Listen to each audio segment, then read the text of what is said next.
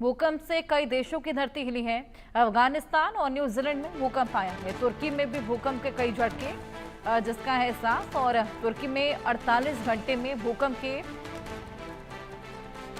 850 से ऊपर छोटे और बड़े झटके महसूस किए गए हैं। तुर्की में औसतन हर घंटे 18 भूकंप के झटकों का एहसास देखने को मिला है। ये बेहद ज्यादा संख्या है अर्थक्वेक की, जिसकी वजह से लोग भी बेहद ज्यादा डरे हुए हैं। अफगानिस्तान में आए दिन भूकंप के झटके आ रहे हैं। तुर्की में 48 घंटे में 850 से भी ज्यादा भूकंप के झटके। आरजू, ये तो बेहद डराने वाला है। अगर 880 के करीब भूकंप के झटके आ रहे हैं तो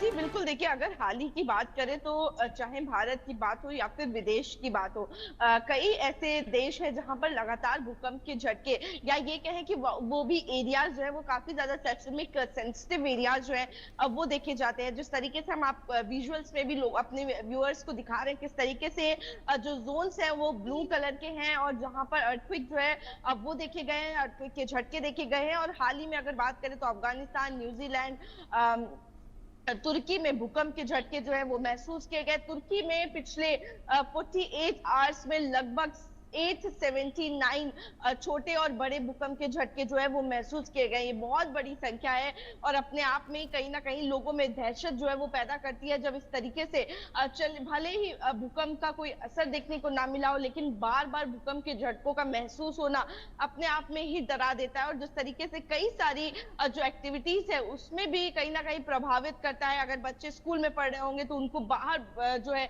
वो बार बार निकलना होगा, जो लोग ऑफिस में होंगे उनको बार बार बाहर निकलना होगा। तो इस तरीके से जो गतिविधियां हैं डेली रूटीन की वो कहीं ना कहीं बाधित होती हैं। और ऐसे में आप देखिए कि अगर तुर्की की, सिर्फ अकेले तुर्की की बात करें तो 879 छोटे और बड़े भूकंप के झटके जो है वो महसूस किए गए, जो औसतन हर घंटे 18 भूकंप के झटके के बराबर है। तो एक घंटे में 18 भूकंप के झटके बेहद ज्यादा बड़ी संख्या होती है, क्योंकि हम देखते हैं दिल्ली की अगर बात करें तो एक भूकंप के झटके में ही किस तरीके से लोग जो है वो परेशान हो जाते हैं, उनको घबराहट शुरू हो जाती है। लेकिन ऐसे में तुर्की में एक घंटे में 18 भूकंप के झटके और वहीं 48 आवर्स में 879 भूकंप के झटके जो है वो महसूस किए गए।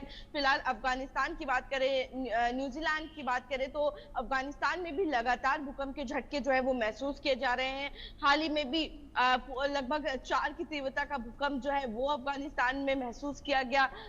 इसकी डेप्थ की बात करें तो 10 किलोमीटर की डेप्थ जो है वो देखने को मिली। और इसी वजह से अगर बात करें, डेप्थ जब ज्यादा होती है और मैग्नीट्यूड कम होता है तो अर्थक्वेक का असर जो है वो देखने को कम मिलता है। और यही देखने को मिला कि अफगानिस्तान में भी 10 किलोमीटर की डेप्थ जो है वो देखने को मिली थी और मैग्नीट्यूड 4.2 का था, इसीलिए उतना असर देखने को नहीं मिला। लेकिन फिलहाल जिस तरीके से बार बार भूकंप के झटके आ रहे हैं, लोगों की अटेंशन जो है वो कहीं ना कहीं बढ़ गई है। जी बिल्कुल आरजू, और ये सीस्मोलॉजिस्ट के लिए भी बड़ा चैलेंज बन गया है कि रूट कॉज को देखना कि आखिर क्या इन अर्थक्वेक्स को बार बार ट्रिगर कर रहा है।